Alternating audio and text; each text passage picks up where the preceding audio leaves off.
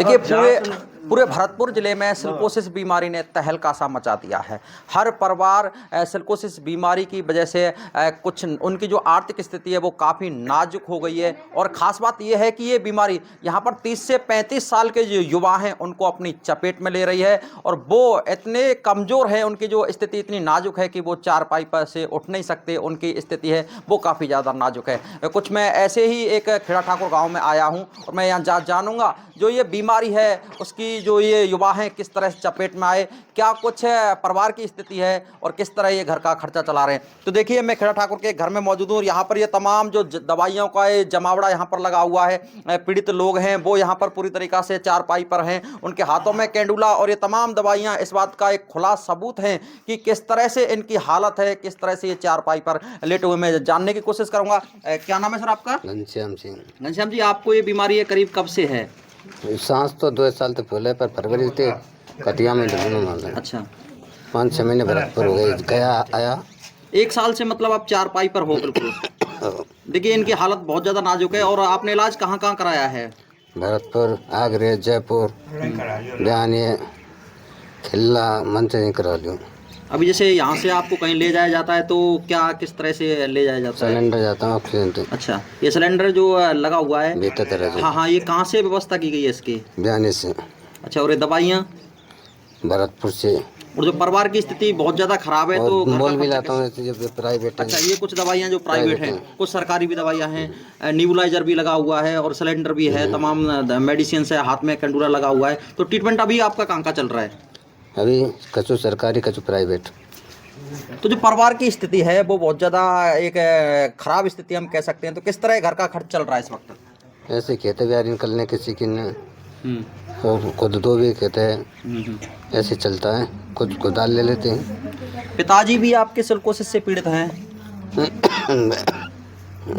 तो आपको सरकार की तरफ से कोई राशि मिली है अभी?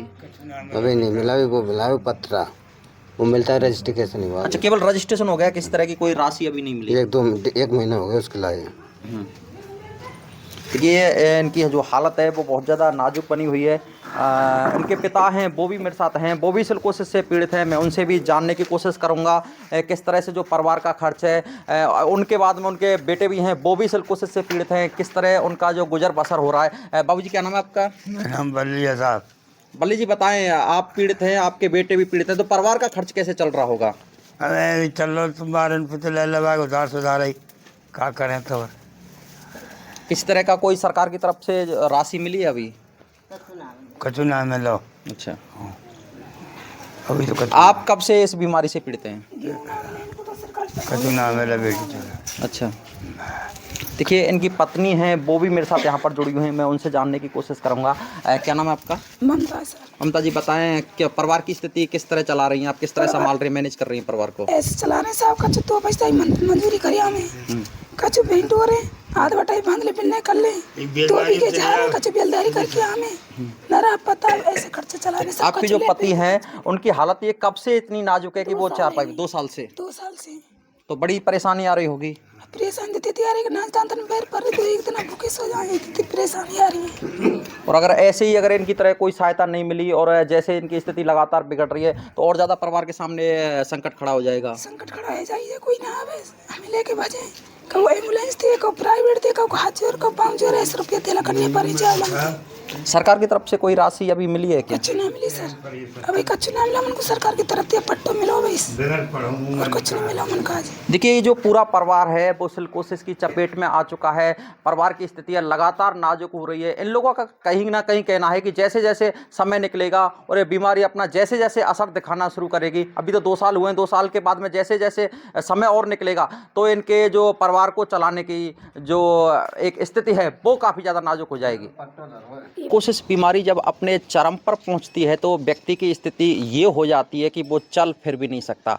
ऐसे ही एक मरीज के पास मैं इस वक्त मौजूद हूँ। मैं मेरे कैमरामैन से कहूँगा जरा ये दिखाएं। देखिए ये जो मरीज हैं गोविंदा इनका नाम है, करीब 8-10 साल से सिलिकोसिस बीमारी से पीड़ित हैं। इनको हालांकि एक जो सहयोग राशि के रूप में जो उपचार के लिए 1 लाख रुपए 2017 में इनको मिल चुके हैं, लेकिन उसके बाद से इनके परिवार के पालन पोषण के लिए लाले पड़े हुए हैं। ये यहीं पर रहते हैं। उनकी जो पत्नी है उनकी भी इसी तरह की स्थिति है, वो भी इसी बीमारी से जूझ रही हैं। क्या कुछ कहना है सर? क्या नाम है आपका? मेरा नाम गोविंद सर। सर, जिस तरह से जो परिवार की स्थिति है तो उसके बारे में आपका क्या कहना है? मेरे साथ परिवार बहुत दुखी है। मेरे भाई भी संग नहीं देते। मैंने कर्ज पे ले लेके शादी करी। मेरी हालत खराब है बिल्कुल। वो मेरा कोई 2 पैसा गांव में दे नहीं, बस्ती में। वो कहीं सरकार तक कोई बाजार में बनिया भी उधार नहीं देते। सौदा भूखा मर रहा हूँ, समझ लो। 2017 में जो राशि मिली थी उसके बाद में सरकार की तरफ से कोई राशि मिली है? कोई राशि नहीं मिली है। 1500 महीना पेंशन मिले, कभी 4 महीना चढ़ जाती है, कभी 1 महीना की, 2 महीना की, 3 महीना की, ऐसे डांटते हैं। हम तो साहब उधार भी पैसा नहीं मिलता हमारे लिए। कोई महीना पेमेंट भी नहीं मिल रहा सरकार से हमारा पेंशन का। हालत खराब है भाई। देखिए, इनके आंखों पर जो आंसू टपकते हुए दिखाई दे रहे हैं वो कहीं ना कहीं इस बात का जो संकेत है कि किस तरह से इनकी स्थिति नाजुक है। परिवार का जो पूरा वजन है वो इनके ऊपर था, लेकिन जब से ये सिलिकोसिस से पीड़ित हुए तब से चलने फिरने में असमर्थ हैं और ना ही किसी तरह के कोई पैसे कमा रहे हैं। देखिए, जैसे ही हम खेड़ा ठाकुर में आए हैं तो हमें पता चला है कि यहाँ पर तमाम लोग सिलिकोसिस बीमारी से पीड़ित हैं। ऐसे ही हम एक घर पर हैं, यहाँ पर जो पेशेंट हैं वो यहाँ पर पूरी तरीक़ा से चारपाई पर हैं। उनसे किसी तरह से कोई चलने में असमर्थता है। उनकी पत्नी है, छोटा मोटा काम करके परिवार का जो माध्यम है परिवार को चलाने के, उसके लिए लगातार प्रयासरत हैं। किस तरह के परिवार के हालत हैं वो हम इन्हीं से जानेंगे। भाई जी, क्या नाम है आपका? गोविंदा जी, कब से आप बीमारी से पीड़ित हैं? करीब 2.5 साल हो गए। अच्छा, उसके बाद में काम धंधा बंद है सर। अच्छा, सरकार की तरफ से किस तरह का लाभ मिला है आपको? सरकार की तरफ से जो ये सिलिकोस का पट्टा बना था उसमें 3 लाख रुपए मिले थे। अच्छा, उसके बाद में कोई? उसके बाद में क्या है कि पेंसिल बांध दी गई और कोई लाभ। अच्छा, कितने बच्चे हैं आप पर? 6। अच्छा, 6 बच्चों को अब चलाने के लिए तो बहुत बड़ी दिक्कत आ रही होगी। अब दिक्कत तो आ ही रही है। अब कभी पेंसिल रुक जाती है, कभी बच्चों का पालन हाथ भी रुक जाता है। दिक्कत तो आ ही रही है। भैया है जो वो काम धंधे पर जाती है। क्या काम करती हैं वो? यही है कि सीजन पे जो राई कटती हैं, गेहूँ कटते हैं और जो नरेगा है इसमें चली जाती है। वो तो मौसमी धंधा है, 1-2 दिन, 2-4 दिन के लिए चलता है। यही धंधा है बस। अच्छा, और कुछ नहीं। आप चलने फिरने में क्या मतलब, चलते हैं, घूमते फिरते हैं? घूमते फिरते ये सांस फूल जाती है, इतना ज़्यादा डोला नहीं जाता। देखिए, इनकी जो पत्नी है वो भी मेरे साथ यहाँ पर जुड़ी हुई हैं, मैं उनसे भी जानूंगा। क्या नाम है आपका? ज्योति। अच्छा, ये आपके जो पति हैं कब से इस तरह से बीमारी से पीड़ित हैं? कितना समय हो गया? 2.5 साल है गई। उसके बाद में 3 लाख की रुपए की जो राशि है वो मिल गई है, वो भी खर्चा में उपयोग में आ गई है। उसके बाद में खर्चा आप किस तरह चला रही हैं? अब ऐसे चला रहे, मजदूरी कर करके नहीं, गांव चले जाते, कभी मजदूरी करवे काज अपने में ही, फिर यहाँ पे कर लेते हैं, फिर ऐसे ही चला रहे हैं घर के खर्चा। कोई पे कर्ज ले लेते 10-5 हज़ार रुपये चुकाते देंगे, होले धीरे ऐसे ही चला रहे हैं घर के खर्चा है। 6 बालक हैं। 6 बालक हैं। हाँ। अभी जो बालक हैं वो कहाँ स्कूल गए हैं? हाँ, 1 लाली, 3 लाली सब यहीं पे हैं और 2 बालक हैं। अच्छा, ये आपके बालक हैं? इधर आ जा रही।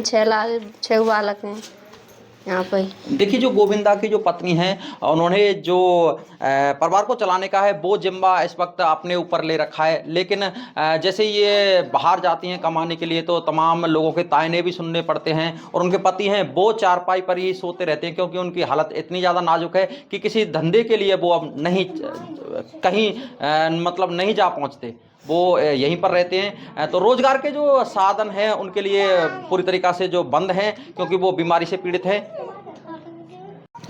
देखिए, हम खेड़ा ठाकुर गांव में आए, यहाँ पर हमने जाना कि तमाम लोग बीमारी से पीड़ित हैं। 90% जो घर हैं वो इस स्थिति में है कि उनके परिवार में कोई ना कोई पीड़ित है और लगभग 60% ऐसे भी घर हैं जहाँ पर विधवाएं जो महिलाएं हैं और उनके ऊपर पूरे परिवार की जिम्मेदारी है। बहुत बड़ी जो एक परेशानी में ये पूरा गाँव कह सकते हैं। खेड़ा ठाकुर गाँव में हमने ये तमाम तस्वीरें दिखाई हैं। तो कुछ जानकारी देने के लिए मेरे साथ यहाँ पर जो स्थानीय निवासी मदन मोहन भंडारी जी हैं उनसे भी जान लेते हैं। सर, ये हालत आप देख रहे हैं सच में धड़क पर, तो क्या कहना है इन हालातों को देखकर आपका?